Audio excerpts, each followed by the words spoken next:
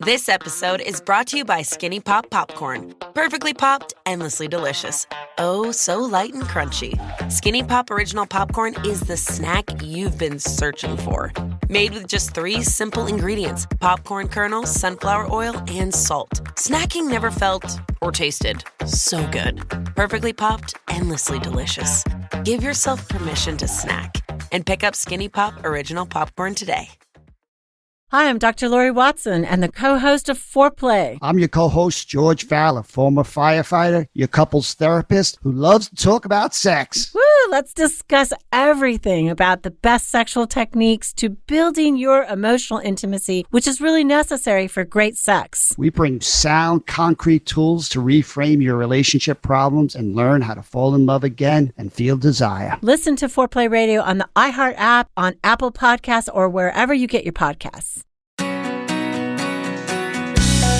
Hey everybody, thank you for listening to this episode of Marriage Therapy Radio. I'm Zach Brittle. I'm here with Laura Heck. Together today, we are here with Jayson Gaddis, who is just a cool dude. We both want to be his friends. He invented the relationship school.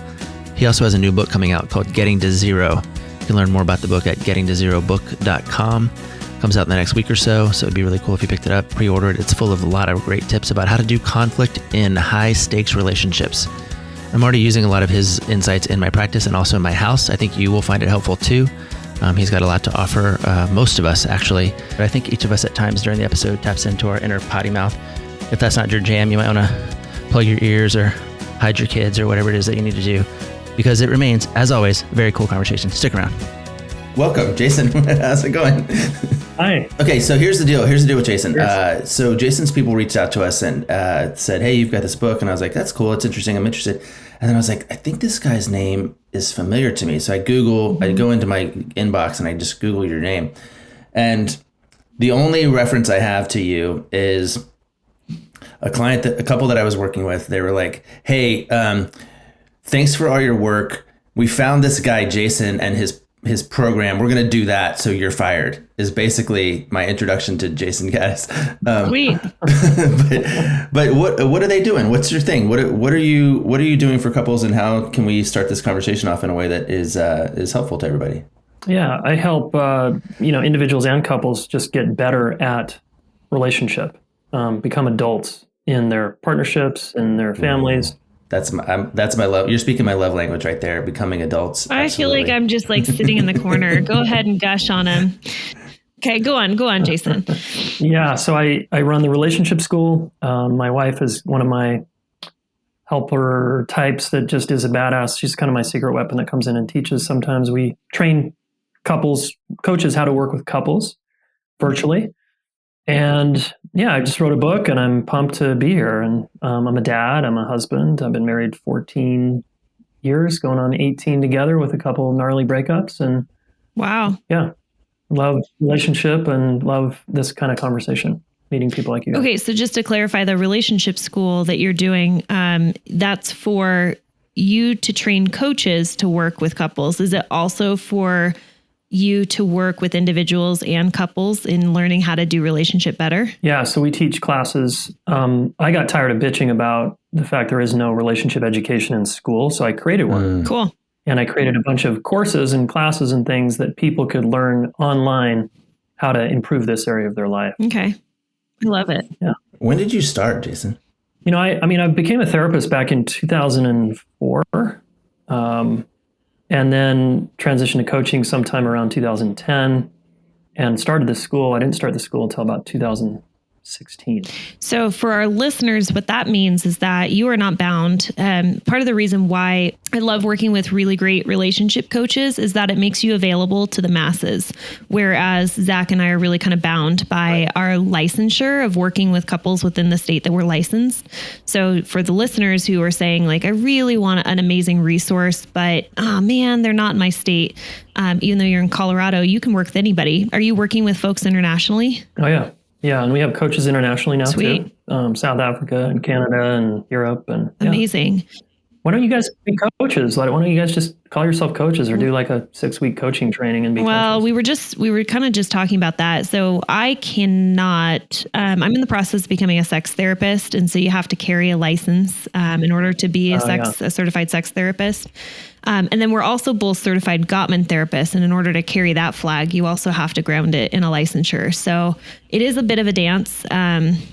If we dump the license, we dump the credentials as well. So it's tough. Could you do both? I know a lot of therapists now, because of COVID, they're also coaching and they're setting up a side business that's coaching virtually. I will keep my opinions to myself. I'm way more by the book than Zach. Like Zach would be like, sure, whatever. And Laura's way more ask permission and I'm way more ask forgiveness. Yeah. Got it. Yeah. But that's fascinating that you kind of cracked the online help thing, or started to anyway, early. 2016. Like that's right now it's sort of ubiquitous. Everybody is only meeting online because you can't breathe there, but you found a way to become helpful like right away. So when couples found you or were starting to find you, I think including mine, I kind of think that was around 2016, if not shortly thereafter. Why do they come to you? Why do they pick you? What do you have for them that maybe they're not finding for themselves?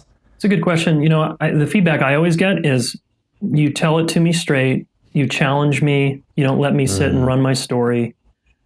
You call bullshit on me. And that seems to be the consistent feedback. And I think it is a missing component of a lot of therapists' arsenal is the over support, under challenge model. That's interesting. I would say that's probably where Zach and I also kind of stand out a bit, is that we call bullshit. Zach much more than I do. You challenge your couples. I can tell. I mean, just survive. Yeah. I'm a little more in a good way, a little more empathetic, but at the same time, we're very much so straight shooters. And that's what people say, when you're looking through just like Psychology Today and everybody's profile is the same. I work with all these people, blah, blah, blah. And then you come across one that just says, I will call bullshit. I will help you grow by pointing out your blind spots, and it's not going to feel good, but you will grow. And I think I'm right with you. So what did you say? You said it's under challenge, over support.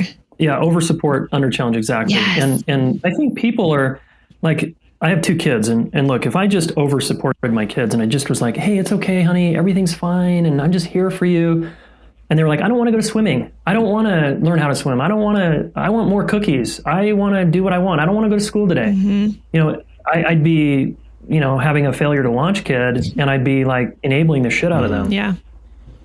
Kids need their ass kicked sometimes metaphorically, of course.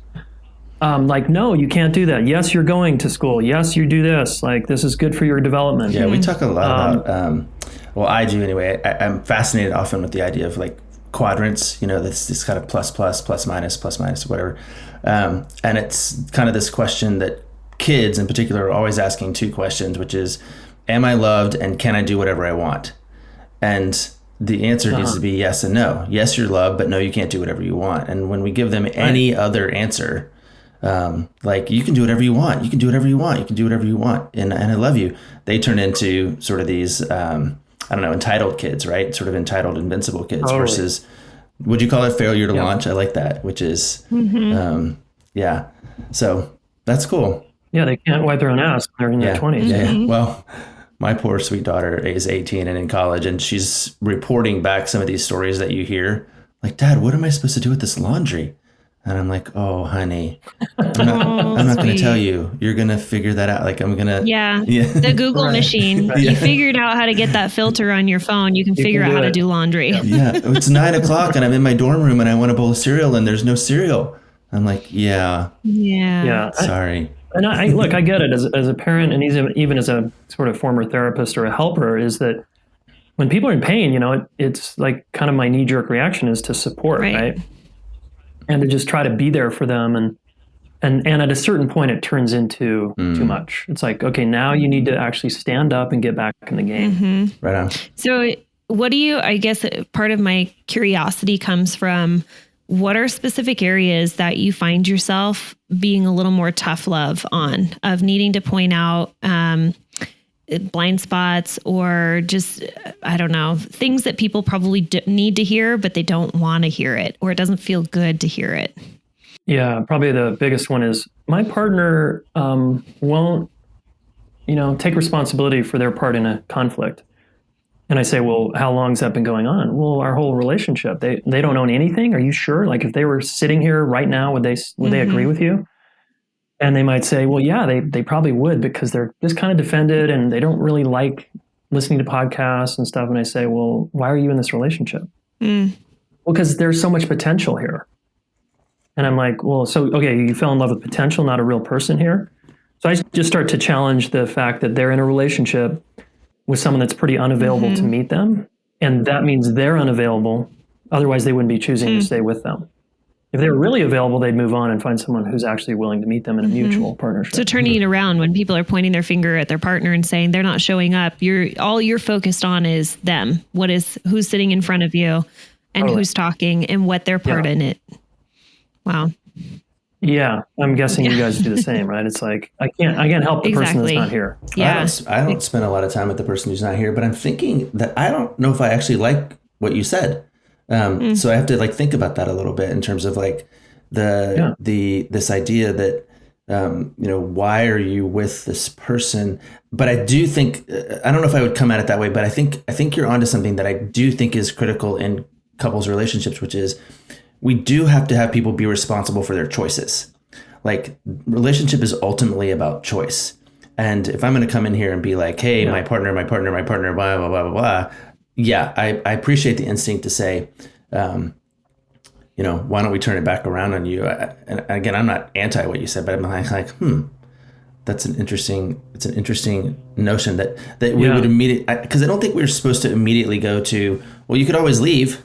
But the reality is they could always leave. People tell me this idea like divorce is not an option. I'm like, yeah, it is. It is literally an option. Yeah, it's totally it is an option that you have available to you.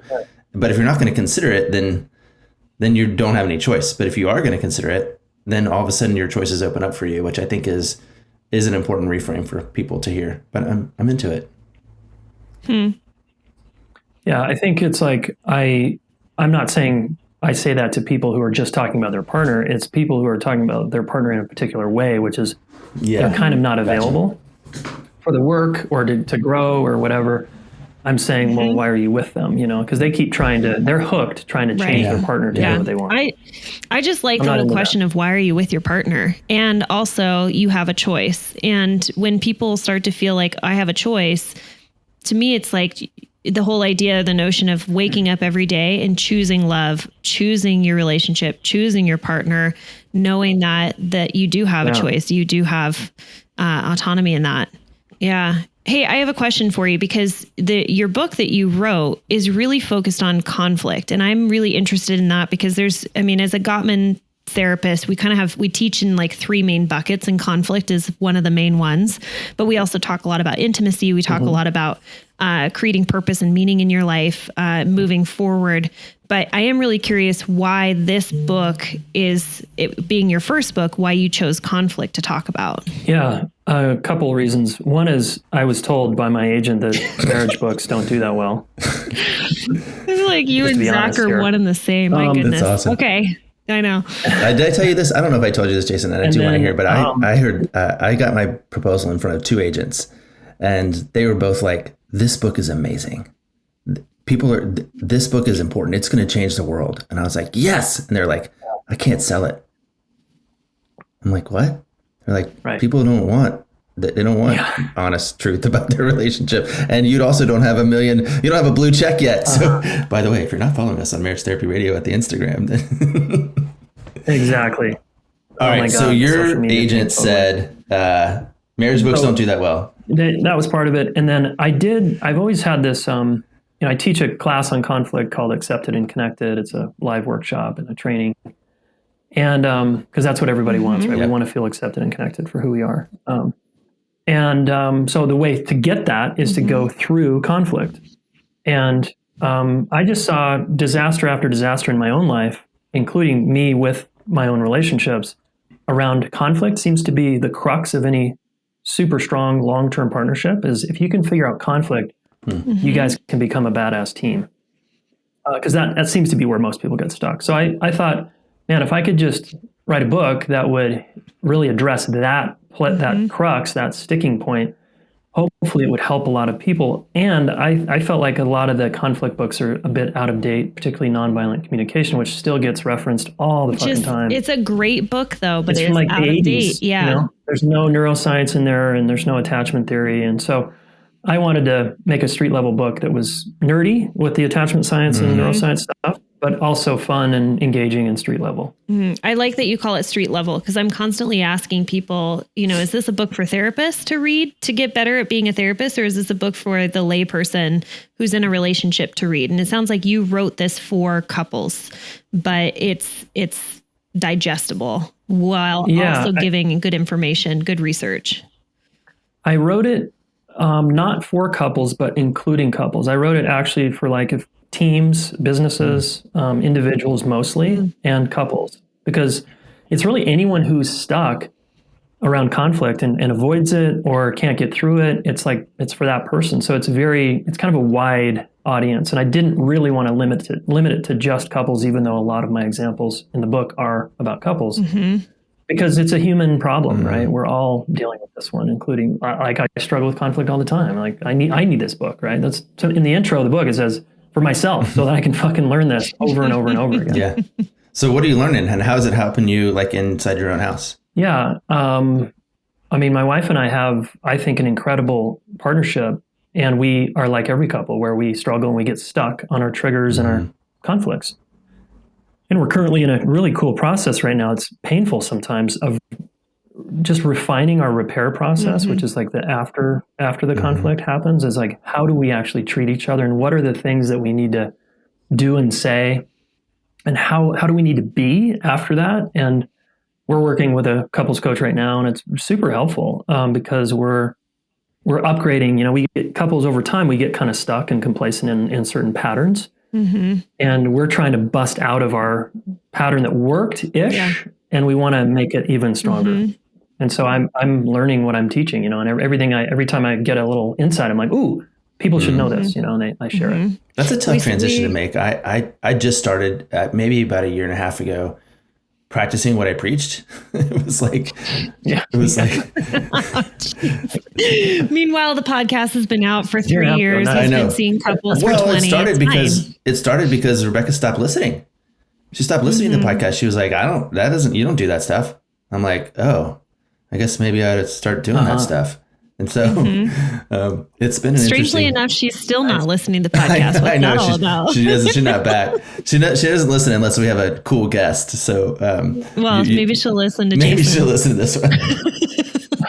Just tired of you and me. Rebecca, you're awesome if you're listening.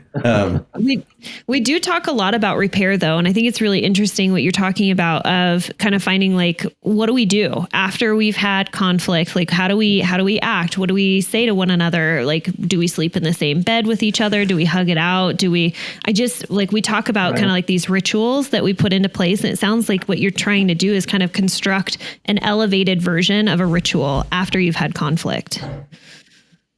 Yeah, that's right. I mean, it's like, the nerd in me wants to like systematize it. I want a system here that works every fucking time. And human beings aren't like that, unfortunately, right? But I like to create systems that are skeletons that we can riff off of. And that's what I'm trying to do in my own marriage is like, let's see if we can have a good framework here. And then that allows us to be, because my wife doesn't like to be boxed into a system, right? It's like, don't fucking do that to me. Yeah. So I'm like, okay, well, still, I like somewhat predictability that we have agreements that, we repair, for example, within 24 hours. Like that's one of our agreements. We don't let something go longer than 24 hours. I have this theory that I've been playing with couples. I'd be interested to have you both weigh in. But basically, it's this idea that when you commit to a long-term relationship with somebody, you sign up for these two privileges that you don't get anywhere else. And the first one is, I can solicit sex from you. Like I can say, hey, this is really fun today. You want to have sex tonight?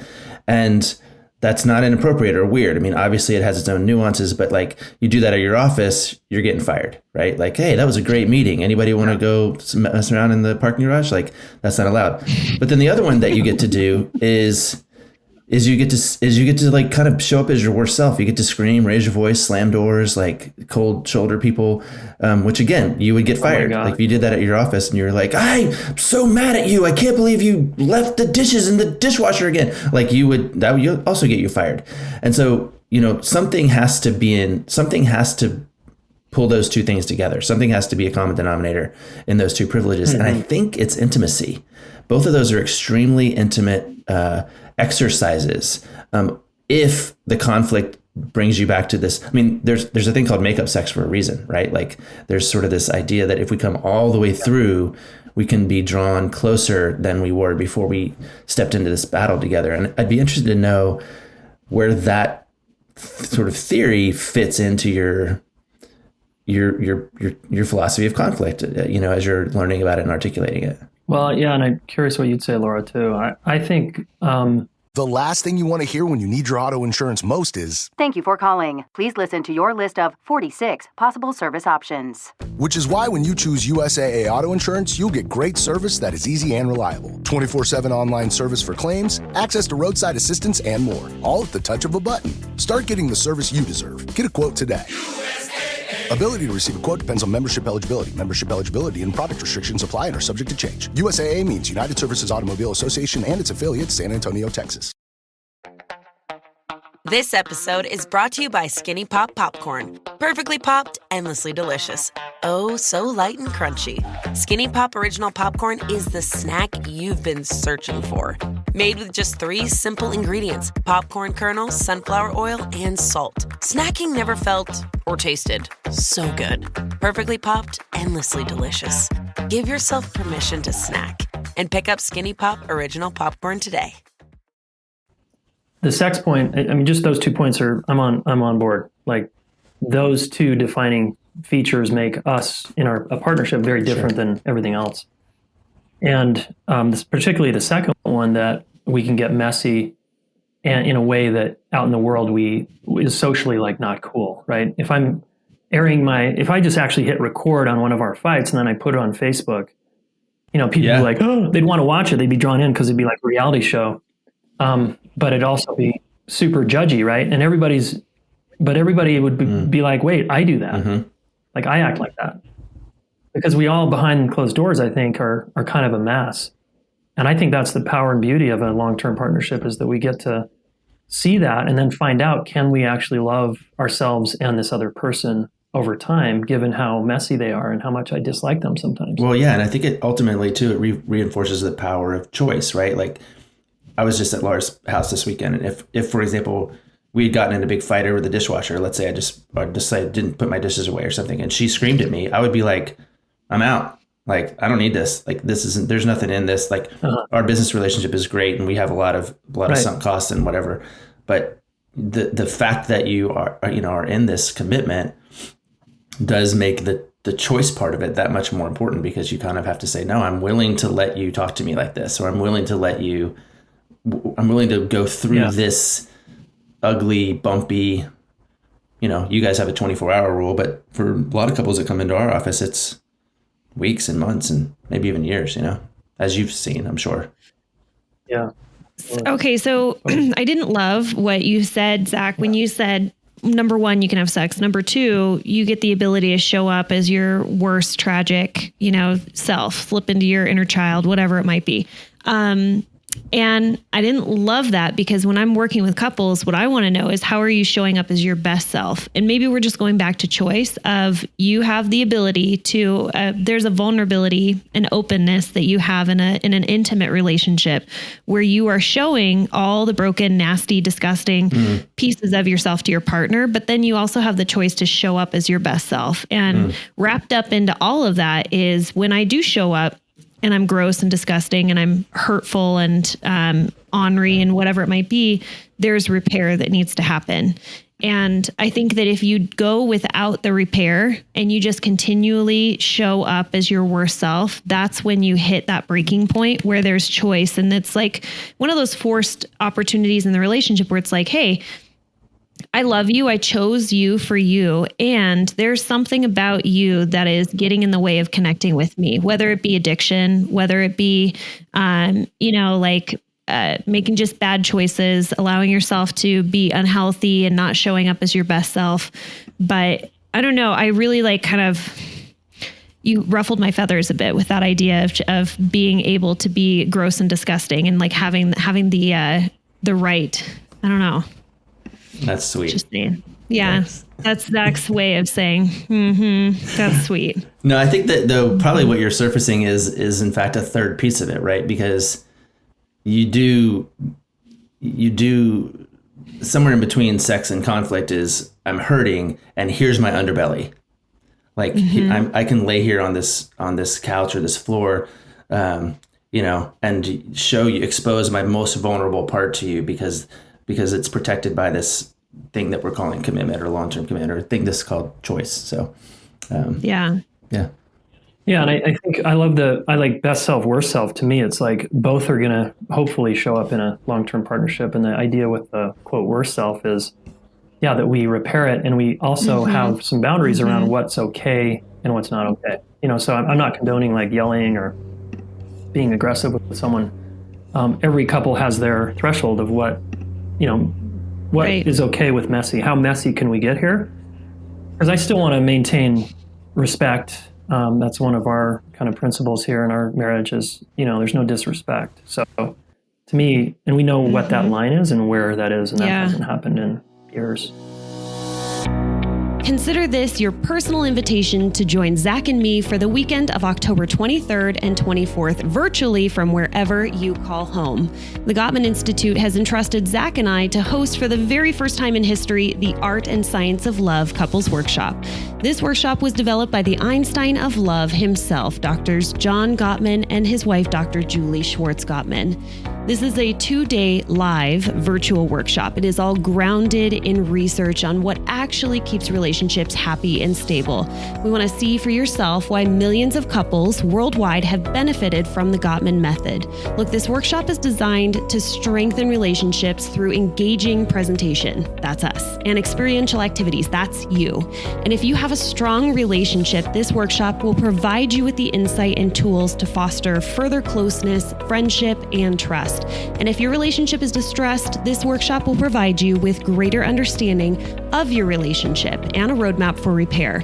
Look, registration is limited. We definitely want to make sure that our friends of Marriage Therapy Radio snag the limited seats. Registration is only $5.99 per couple, and you save 10% off when you register with the code MTR2021. So go to Gottman.com/MTR. It's GOTTMAN.com/MTR. We're super pumped to meet you virtually and to spend a weekend sharing our favorite research, favorite stories, dad jokes, and exercises that are all proven to strengthen your relationship. Just remember to use your promo code MTR2021 to get the discount. And we will see you on October 23rd and 24th for the Art and Science of Love Couples Workshop. Can I segue a little bit? Because I do want to talk to you about your book. And one thing in particular kind of popped out is that you are identifying kind of like the primary conflicts that you see couples come up against over and over and over. And I think, it sort of... Yeah. I'm going to say that I'm calling bullshit, that when they say like one of the main reasons couples get divorced is because of money, like it's one of the main conflicts is money. And I'm like, no, it's not. Like, do you know how infrequently I talk about money in my office, that it like never comes into the door? Usually it's me, Laura Heck, that is talking or bringing it up. It's not the couple that's bringing it up. So I'm kind of wondering, like, from your view, what would you identify as like the most common conflicts that couples are having? Yeah, you'll notice in my book, I didn't mention sex or money as one of the most common fights. So I identify 5. Okay. We could say there's hundreds. This is just my frame based on the people I work with. There's surface fights, there's projection fights, there's resentment fights, there's value difference fights, and then there's security fights. And sex and money can fit into, somewhere in there because, like you said, it's not about the money usually or the sex. It's often because there's a resentment because something's not happening or something feels unfair. Or security. Or security maybe. And security is also a dynamic where someone's got one foot in and one foot out. And that feels very threatening to the other person, right? Over time. Yeah. Okay. So can you talk about like the projection? Because I'm kind of curious what that's all about. Yeah. My take on that is just we we get into partnership, particularly long-term relationships, and we project our history or a figure from our history onto the other person. So I would project if my wife's withdrawing, for example, I might project my mom onto her and have a similar experience where I'm feeling dropped, I'm feeling kind of shut out, right? Because that's what occurred to me as a kid with my mom. And I think it's sort of like Harville and Helen Hendricks' sort of imago thing of it's like in that category where we're just projecting stuff from our history when we get hurt in particular or scared or stressed onto our partner. Okay. And you don't have to, like couples who aren't savvy to projections, you don't even really have to, it doesn't matter. The question is it interesting? I find it very interesting. Is it interesting that you've attracted a partner into your life that resembles figures from your past and triggered you in very similar ways as you got triggered as a kid in your family? And usually there's a pretty strong, most people can make that connection, be like, yeah, actually my wife kind of does act like my dad or my mom, or, you know. Zach, have you projected anybody from your past? Am I a projection of someone? I know who you are in my life. Oh. I've definitely had my dad. Say more about that. Yeah. That's so interesting. What do you mean? No, I've actually noticed that I like have had to stop and sort of tell myself like, this is not like Zach is not your dad, and not like you are my daddy, like a daddy figure. Like you are not the human being in my life that resembles my father. But yeah, I've definitely noticed that. And it has caused conflict or feelings. Yeah. I've never told you about that. You're sweet. That's sweet. Oh, that's cool. Yeah. Sweet. Tell me about surface fights. What is that all about? Service fights is what, people come into your office with it's often like some communication snag. It's about the dishes or the laundry or the kids drop off times or something that feels surfacey. Yeah. But if the person makes comments like, you're overreacting, it's not that big of a deal. Geez, whoa, what did I just step into? It means that there's a tributary going down from that service fight into usually a value difference, a security fight, or a resentment fight. So it starts at surface level, but there's one of the other conflict types that you have that is really underneath that. What I like about... Yeah, because people get stuck on the surface. What I like about the model... They just get stuck there, and it's like, dude, this isn't about surface. Yeah. Well, Zach is notorious, by the way, of cutting people off. Like that is just a please. Bring it. That's okay. That is, okay. This is a true thing because I feel like I'm learning about this a little bit because I cut somebody off in my practice the other day and I literally said, I'm going to stop you right there. And part of it is because I think that people pay us money so that we will do that. So we will go, I'm going to stop you right there. They're not paying us money so that we'll be in polite conversation with them.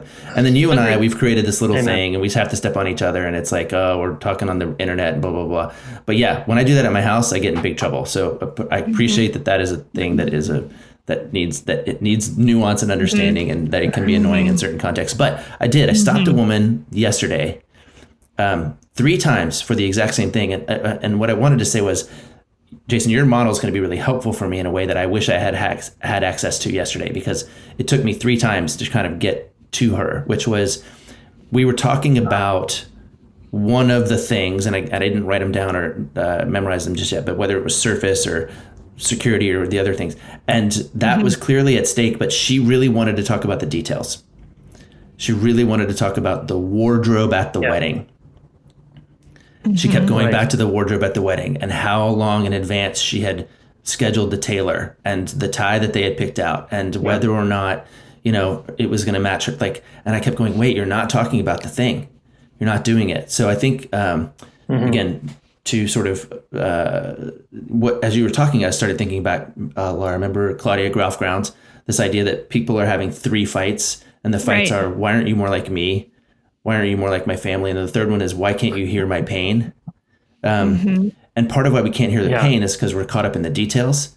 But the pain is something around security or, again, I'm going to have to go in and kind of reorient myself with your categories, because I do think that categories or systems, as you've noted, can be really helpful there. And I'm excited about having another one to vet. So. Yeah, and you just modeled actually with that client. A great thing we can also do in conflict is no one likes a monologuer. I call them monologuers. When you get in a fight with someone and someone's just going on and on about the details, the other person 9 times out of 10 is checking out, right? And my friend Derek Decker calls it captive audience. They're holding you captive as their audience. And they actually lost presence and they lost connection with you. And they're not actually in a relationship anymore. They're just in their own trip, right? Wanting to be seen or known in something.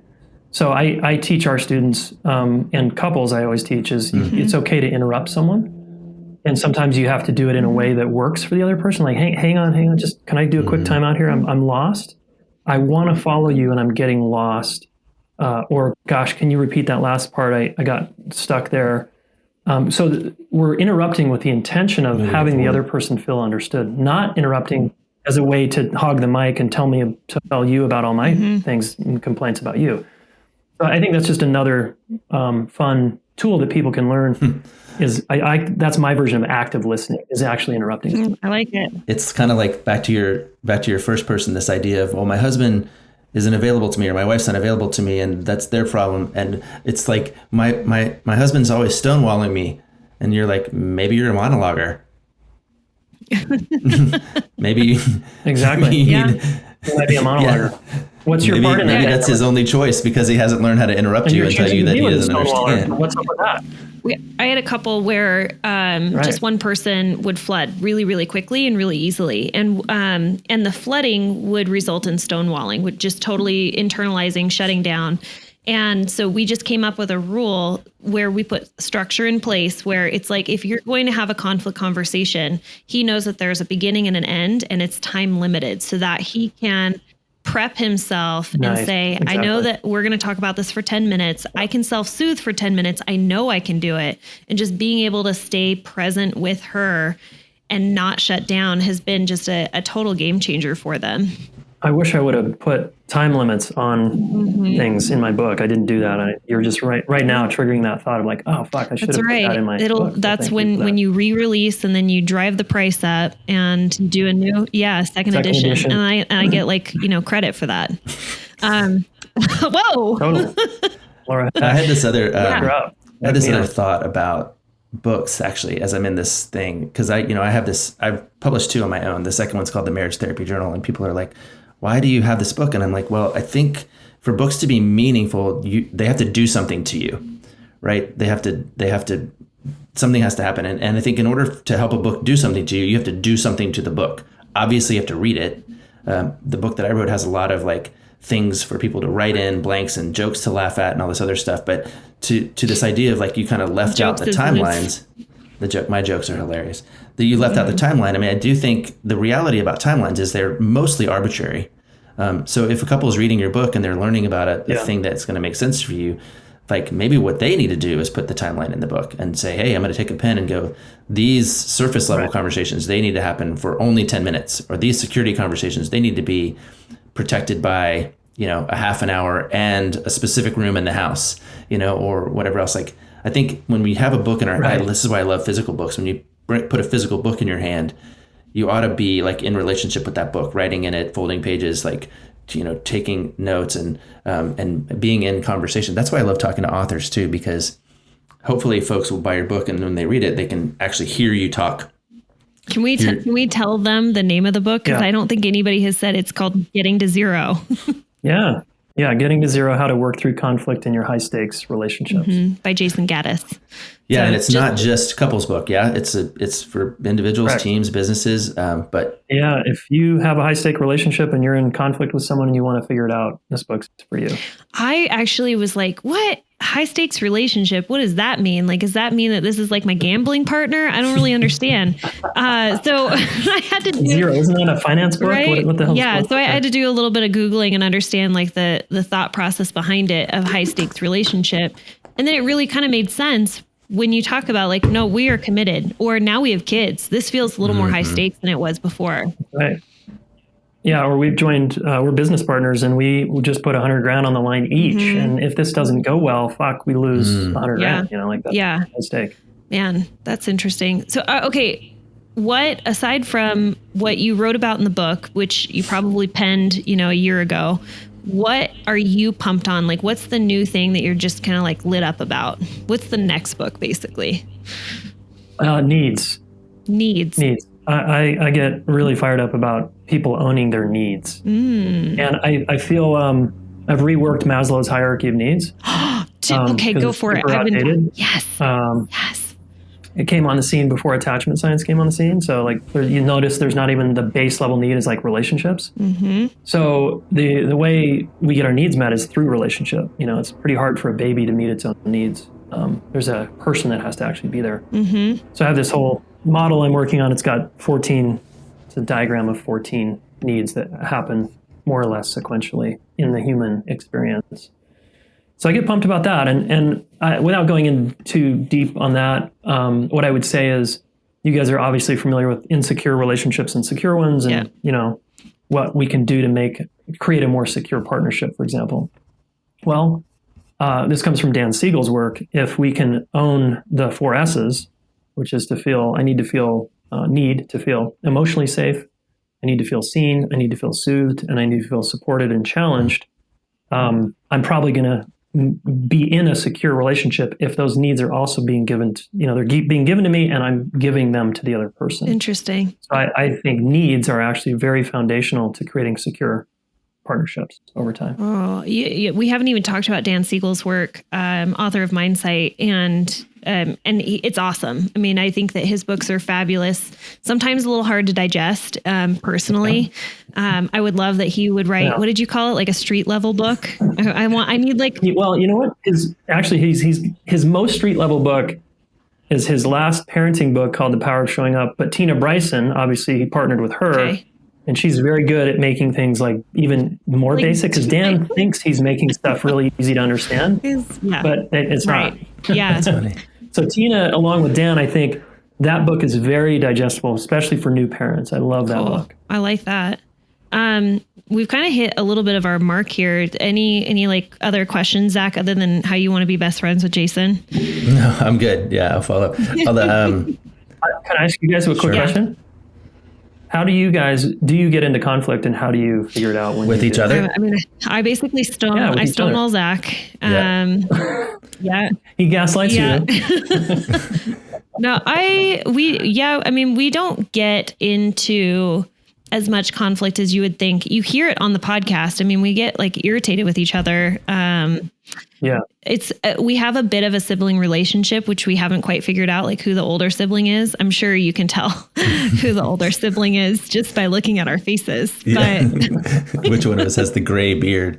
I mean, I think Laura, my friendship with Laura has actually helped me appreciate this thing that the privileges that we get, because I don't get to ask Laura for sex, and I don't get to show up to Laura in like in my most like base way. I have to squeeze the boundaries in a lot, and that's appropriate for relationships like this. But I think what we have done is sort of agree that we're not going to fight the major personality battles that we really need to fight in our homes. Like Brian's job is to correct Laura's problem behavior. Correct it. Well, okay. and I would finish. I mean, I would finish the thought, which is that it's Rebecca's job to address and correct my problematic behavior. It's not really Laura's. Like, she can sort of go, didn't like that, or I can say, I didn't like that. But I'm not going to step into the and I need you to be a different person zone for me. Maybe that's part of it, right? Like I'm not going to say, hey, Laura, I need you to be a different person for me, because I'm not the you know what I mean? Not as high stakes. We don't have to live together. It's not as high stakes. Yeah. We get to walk away if we want. Yep. And we have a couple times, which is, but we somehow find our way back to each other like bridges in Madison County. Never let go. You guys are a sweet dynamic. I really appreciate your vibe together. We got a cool vibe. Thanks. You hear that? Thanks. Yeah. All right. Well, let's do this. First of all, what is the best place for people to find you? Is it like social media? Is it a website? Like, how can people interact with you? Yeah, relationshipschool.com is probably the hub. That's where our podcast is, and courses. And you have a podcast? Tell us about that. Yeah, it's called the Relationship School Podcast. Okay. Interviewed all the people there, the big wigs. I haven't been interviewed, and I'm pretty big. Well, I just met you. I spent some time here. You don't even have a book, Laura. I know, I don't. Yeah, what's your following? How many followers do you have? Yeah, seriously. I'm only up to interview 11 people. at least. Yeah. We're almost at 1,000. In fact, I think we're going to get over 1,000 by the time this one airs. I'm so excited. Hell yeah. I'll try to help out with that. So relationshipschool.com is probably the best place. And my book there'll be a link on there for the book. And obviously all the places, October 5th. Okay. And where will people find the book?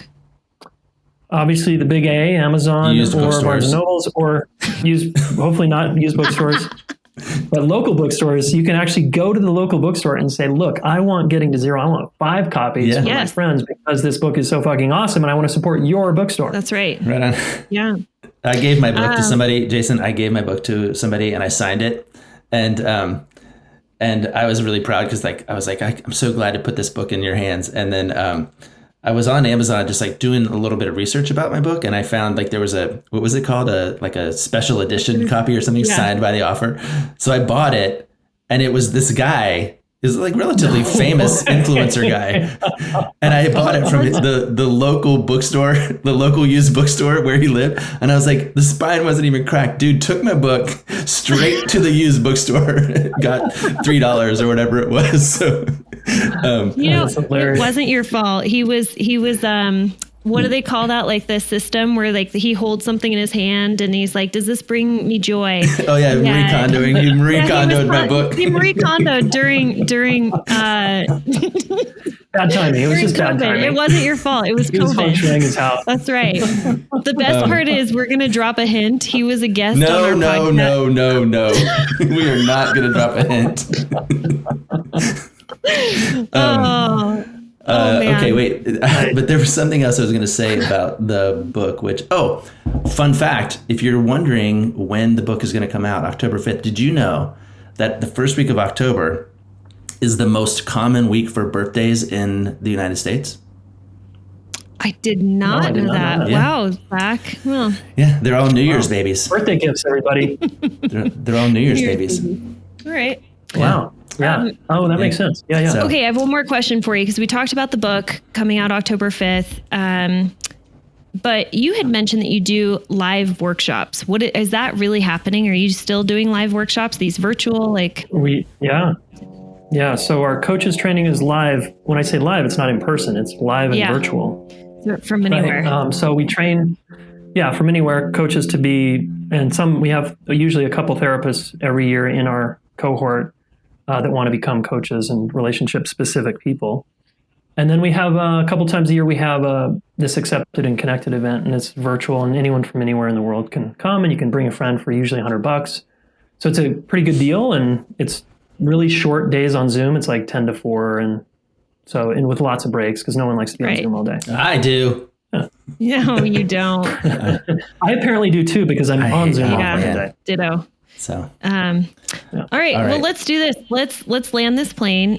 Jayson, I'll wait for your email inviting me onto your podcast, and we can have our listeners find you on social media, on your website. Social media you didn't mention. Are you like an Instagram guy? Are you LinkedIn? I'm most active on IG, and it's at Jayson Gaddis, Jayson with a Y. All right. So it's Jayson.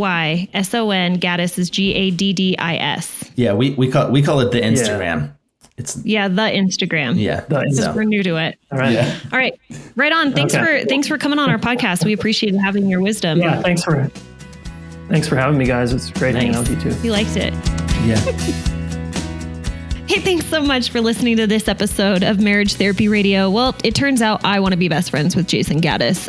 What a cool guy. So he's the founder of The Relationship School. You can find him online at therelationshipschool.com. He has a podcast, The Relationship School Podcast. So hop on over to just start subscribing and listening. But more importantly, I'm pretty excited for his book to be coming out on October 5th, Getting to Zero by Jayson Gaddis. Thank you, everyone, for all of your time and attention, making your relationship better today than it was yesterday.